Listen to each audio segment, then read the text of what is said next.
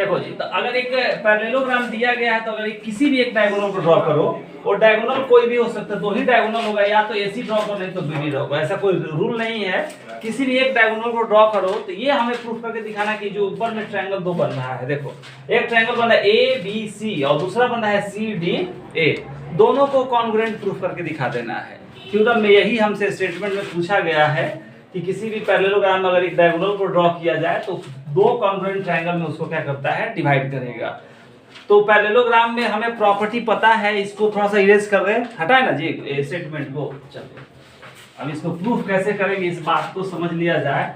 एक एक one by one करके हम लोग को पता है कि पैरेललोग्राम अगर है तो पैरेललोग्राम में अपोजिट साइड का जो लेंथ होगा क्या होगा, वो पैरेलल होता है, और इक्वल भी होगा। तो हम लोग पैरेलल लेकर चलेंगे। जैसे मान लो कि यहाँ पे देखो, तो सबसे पहले एंगल को प्रूफ किया जाए। इसको हम एंगल 1 मान लेते हैं, यहाँ पे इसको एंगल 1 बोलेंगे। ये एंगल कौन सा हो जाएगा 2, ये एंगल कौन सा हो जाएगा 3, और यहाँ पे इस एंगल को हम कंसीडर करिए 4। एंगल 1 2 3 4 से इसलिए कि दिखाने में थोड़ा सा इजी रहेगा। अब हम लोग लिखेंगे प्रूफ में। प्रूफ में लिखा जाए, सबसे पहले गिवन में लिख लिया जाए। तो लिखो गिवन क्या दिया गया है, ABCD is a parallelogram. Parallelogram है तो इसमें क्या होगा कि इन विच AB पैरेलल होगा CD, AB parallel CD and AB parallel CD and AD parallel हो जाएगा BC। ये सबको पता है कि पैरेललोग्राम में अपोजिट साइड का लेंथ क्या होगा, इक्वल होता है और पैरेलल भी होगा। हम यहाँ पे पैरेलल लेकर के चले हुए हैं। अब देखो कैसे इसको प्रूफ किया जाएगा। गिवन में दे दिया, हमें ट्रू प्रूफ में क्या करना है कि ट्रू प्रूफ में लिखेंगे यहाँ पे सेकंड स्टेप। क्या प्रूफ करके दिखाना है, दो ट्रायंगल बन रहा है, एक ट्रायंगल ABC, तो ट्रायंगल ABC को कॉन्ग्रुएंट प्रूफ करना है ट्रायंगल CDAK। समझ में आ गया। ट्रायंगल ABC को कॉन्ग्रुएंट प्रूफ करना है ट्रायंगल CDAK। हम लोग चलेंगे। अब सबसे पहला चीज है कि दो यहाँ पे ये रिजल्ट फाइंड करना। इस रिजल्ट को निकालने के लिए हमें कुछ अपने से यहाँ पे दूसरा वैल्यू फाइंड करना होगा कि कैसे दोनों ट्रायंगल को कॉन्ग्रुएंट प्रूफ किया जाए। तो इसको हम लोग लेके चलेंगे। अब यहाँ पे लिखेंगे, सबसे पहला लिखेंगे कि नाउ AB पैरेलल CD। देखो हम मान लिए कि AB ये लाइन जो है वो CD के क्या है, यहाँ पे दिया गया है पैरेललोग्राम है तो पैरेलल होगा। अब थोड़ा सा इस साइड में देखो एक फिगर बना रहे हैं। ये हो गया हम लोग का CD लाइन और ये हो गया AB। यहाँ पे ये जो दिख रहा है AC, ये वाला लाइन जो दिख रहा है ये ट्रांसवर्सल का काम करेगा ना जी। तो यहाँ पे देखो ये वाला एंगल जो होगा इस एंगल के इक्वल होगा। कौन से रूल से, अल्टरनेट इंटीरियर से, क्योंकि दोनों इन साइड में तो ये एंगल कौन सा है 4 है और ये एंगल कौन सा है 2 है। तो हम लिख सकते हैं कि जब AB पैरेलल CD होगा एंड यहाँ पे लिख लेंगे and AC is transversal. AC is a transversal. बहुत आसान थ्योरम है ट्रांसवर्सल। देयरफॉर एंगल 2 का वैल्यू जो होगा एंगल 4 के इक्वल होगा alternate interior angle. Alternate interior angle. इतना सब सारे लोग पहले नोट करें फिर आगे हम बढ़ रहे हैं। तो यहाँ पे हम लोग एंगल 2 को एंगल 4 के इक्वल लिख दिया अल्टरनेट इंटीरियर एंगल से। अब आगे हम लोग लिखेंगे, देखो फिर अब एक बार AD को BC के पैरेलल लेके चले। हम लिखेंगे यहाँ पे अगेन AD जो है वो BC के पैरेलल है। फिर AC क्या होगा, transversal and AC is transversal.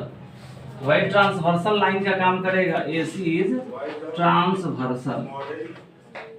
Transversal therefore क्या होगा, एंगल 1 का वैल्यू जो होगा एंगल 3 के इक्वल हो जाएगा। कौन से रूल से, तो अल्टरनेट इंटीरियर एंगल। ठीक है, एंगल 1 का वैल्यू एंगल 3 के इक्वल आ गया। और एंगल ये समझ आ रहा है ना, एंगल 1 देख लो, फिगर एक बना दे रहे हैं जिन लोगों को समझ में नहीं आया। ये लाइन हो गया, ये कौन सा है AD है और यहाँ पे दे दिया गया है ये BC। तो AD पैरेलल है BC के और AC उस केस में ट्रांसवर्सल होगा। फिगर यही ना बनेगा। इस तरह से। तो ये एंगल कौन सा है, एंगल 1 है, और यहाँ पे एंगल हम ये 3 माने हैं, तो एंगल 1 का वैल्यू एंगल 3 के इक्वल होगा। और जब ए बी पैरेलल था किसके, CD के, तो एंगल 2 का वैल्यू एंगल 4 के इक्वल था। अल्टरनेट इंटीरियर से ज्यादा दिक्कत नहीं है, जिसमें सबको समझ में आ रहा है। अब हम दोनों ट्रायंगल को कॉन्ग्रुएंट प्रूफ करेंगे, ये समझ में आ गया। अब लिखेंगे हम यहाँ पे प्रूफ में क्या लिखेंगे भाई, inner triangle ABC and triangle CDA angle 1 equals to क्या था, एंगल 1 इक्वल्स टू एंगल 3। यहाँ पे लिखेंगे कहाँ से लाए हैं, तो एबव प्रूफ। ऊपर में इस रिजल्ट को हम लोग प्रूफ कर लिए हैं, इस बात को लिख देंगे एबव प्रूफ्ड। AC क्या है, देखो फिर एक बार लिख सकते हैं, AC का वैल्यू जो है वो CA के इक्वल है। ये वाला जो साइड दिख रहा है बीच में, दिख रहा है ना जी, इस ट्रायंगल और इस ट्रायंगल के लिए एंगल 4 का वैल्यू एंगल 2 के इक्वल हो गया, एंगल 1 एंगल 3 के इक्वल हो गया। और AC जो है कॉमन साइड है, तो AC इक्वल्स टू CA लिखे, और ये कौन सा साइड है, तो कॉमन साइड है। इस बात को नोट कर लिया जाए, कॉमन साइड है। और एंगल 1 का वैल्यू 3 का, एंगल 2 इक्वल्स टू आ गया एंगल 4। ये भी है एबव प्रूफ्ड। हम लोग कहाँ इसको ऊपर में प्रूफ कर चुके हैं, तो इस बात को यहाँ पे मेंशन कर दिया जाएगा। देयरफॉर क्या होगा, ट्रायंगल ABC जो है वो कॉन्ग्रुएंट हो जाएगा ट्रायंगल CDA के, कौन से रूल से, एंगल साइड एंगल से।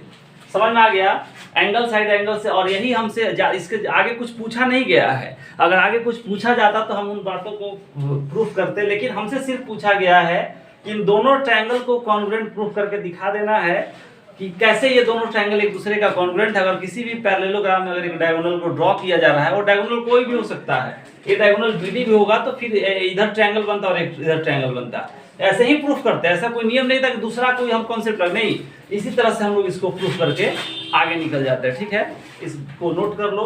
अब जब दोनों ट्रायंगल कॉन्ग्रुएंट हो गया, पूछने के लिए कुछ भी, तो देखो उस केस में क्या होगा भाई, AB का वैल्यू किसके इक्वल हो जाएगा, CD के इक्वल, AD किसके इक्वल हो जाएगा, BC के इक्वल हो जाएगा। इन बातों को हम लिख सकते हैं कि AB इक्वल टू CD हो जाएगा CP/CT रूल से।